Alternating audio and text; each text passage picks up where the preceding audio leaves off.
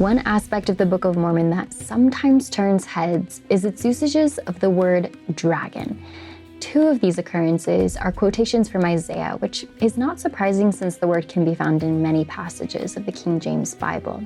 However, the term is also used in two passages unique to the Book of Mormon, both times being used to describe fierce fighters. They fought for their lives and for their wives and for their children. Therefore they exerted themselves, and like dragons did they fight. Yea, they did fight like dragons, and many of the Nephites were slain by their hands. So why are these mythological creatures even mentioned in the Book of Mormon?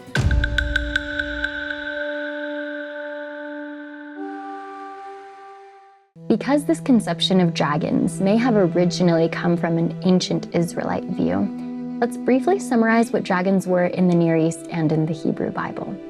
The Hebrew word translated as dragon is tanin. It is a broad term describing reptilian creatures primarily associated with water, like snakes and crocodiles.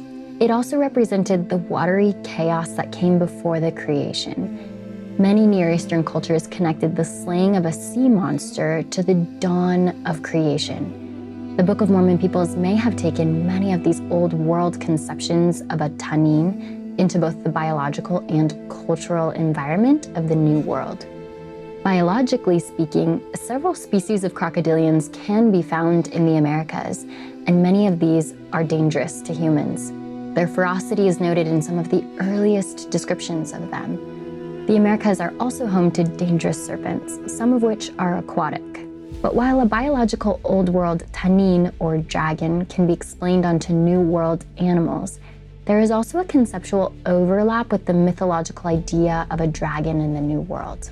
New World cultures associated many different themes with serpents and crocodiles, but these reptiles were frequently associated with water, just like the Hebrew tanin was.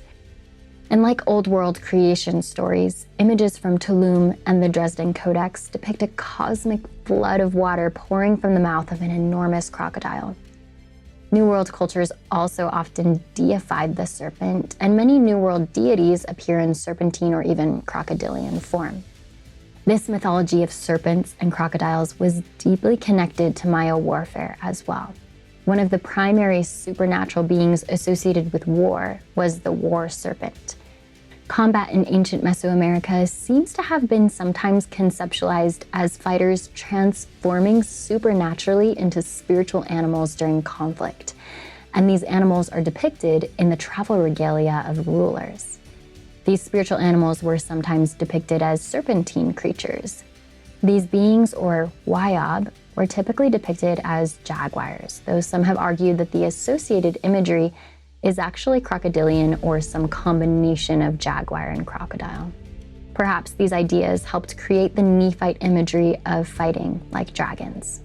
Knowing that all these conceptions of the Hebrew tanin were familiar in a New World setting helps dispel accusations that the word dragon is out of place in the Book of Mormon. Rather, the term could well designate a number of powerful creatures that the Lehites would have been familiar with and that were spoken of in ancient American cultures.